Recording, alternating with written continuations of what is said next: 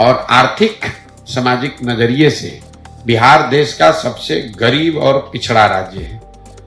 यहाँ पर 80% लोग, 100 में 80 आदमी आज भी दिन का 100 रुपया नहीं कमाता है।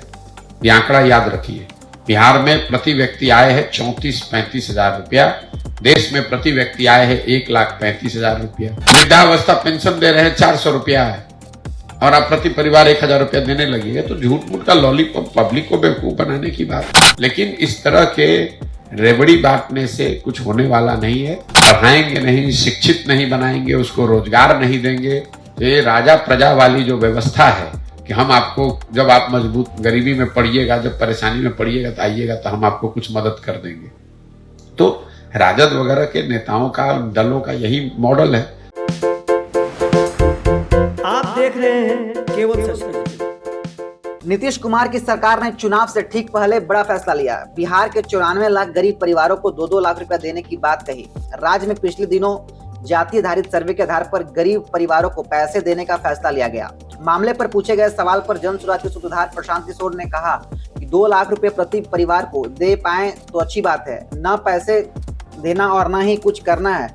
चुनाव अभी सामने है तो लॉलीपॉप बांटने का तरीका है। अगर सरकार के पास साधन है तो पैसे ट्रांसफर करना चाहिए। लेकिन बिहार में 3.25 करोड़ परिवार रहते हैं। आर्थिक सामाजिक नजरिए से बिहार देश का सबसे गरीब और पिछड़ा राज्य है। यहाँ 100 में से 80% लोग, यानी 100 में से 80 लोग दिन भर में 100 रुपया भी नहीं कमाते हैं। बिहार में प्रति व्यक्ति आय है लगभग 35,000 रुपया। वहीं देश में प्रति व्यक्ति आय है 1,35,000 रुपया। अगर आप कह रहे हैं कि उसमें जो सबसे गरीब है हम उसको मदद करेंगे तो मदद कीजिए। सरकार के पास अगर साधन है और ईमानदारी से उसकी मदद होती है तो उसका स्वागत करते हैं। लेकिन इस तरह से रेवड़ी बांटने से कुछ होने वाला नहीं है। जब तक समाज को पढ़ाएंगे नहीं, शिक्षित नहीं बनाएंगे, रोजगार नहीं देंगे, तब तक सुधार नहीं होगा। सुनिए प्रशांत किशोर ने आगे और क्या कहा। दूसरी बात जो आपने कही, घोषणा हुई है कुछ पैसे ट्रांसफर करने की। पैसा ट्रांसफर करना चाहिए, अगर सरकार के पास साधन है तो करना चाहिए। लेकिन बिहार में 3 करोड़ 3.25 करोड़ परिवार रहते हैं और आर्थिक सामाजिक नजरिए से बिहार देश का सबसे गरीब और पिछड़ा राज्य है। यहाँ पर 80% लोग, 100 में 80 आदमी आज भी दिन का 100 रुपया नहीं कमाता है। ये आंकड़ा याद रखिए। बिहार में प्रति व्यक्ति आय है 34-35 हजार रुपया। देश में प्रति व्यक्ति आय है 1,35,000 रुपया। तो अगर आप कह रहे हैं कि उसमें से जो सबसे गरीब है उसको हम मदद कर रहे हैं तो कीजिए मदद, उससे कोई दिक्कत नहीं, होना चाहिए। सरकार के पास अगर साधन है और ईमानदारी से अगर उन लोगों की कुछ मदद होती है तो उसका स्वागत करते हैं। लेकिन इस तरह के रेवड़ी बांटने से कुछ होने वाला नहीं है। जब तक आप समाज को पढ़ाएंगे नहीं, शिक्षित नहीं बनाएंगे, उसको रोजगार नहीं देंगे, तो ये राजा प्रजा वाली जो व्यवस्था है कि हम आपको, जब आप मजबूत गरीबी में पड़िएगा, जब परेशानी में पड़िएगा तो आइएगा तो हम आपको कुछ मदद कर देंगे।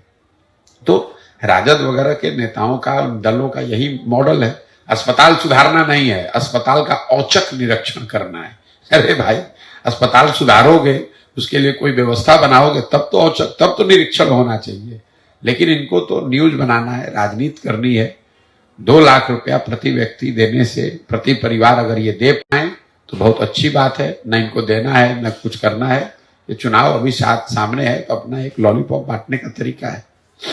अभी तक कह रहे थे कि आरक्षण देके सुधार देंगे, अब 2 लाख रुपया देके सुधार देंगे। कुछ नहीं करेंगे। अगर 2 लाख रुपए को 3 किस्त में देने की बात है तो 65,000 रुपया हुआ, महीने का 5,000 रुपया हुआ। 5,000 रुपया मिलने से किस परिवार की गरीबी दूर हो जाएगी, जरा बताइए तो हमको। आज से 2019 के चुनाव में कांग्रेस पार्टी ने एक योजना जारी की थी जिसमें कहा था कि हर परिवार को 6,000 रुपये महीने का मिलेगा। कोई वोट मिला उससे? एक भी वोट मिला कांग्रेस को उससे? जनता इतना बेवकूफ है।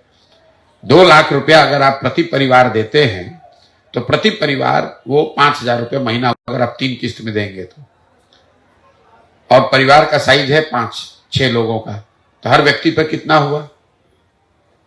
हर व्यक्ति पर 1,000 रुपया हुआ। वृद्धावस्था पेंशन दे रहे हैं 400 रुपया है और आप प्रति परिवार 1,000 रुपया देने लगिए तो झूठ मूठ का लॉलीपॉप पब्लिक को बेवकूफ बनाने की बात।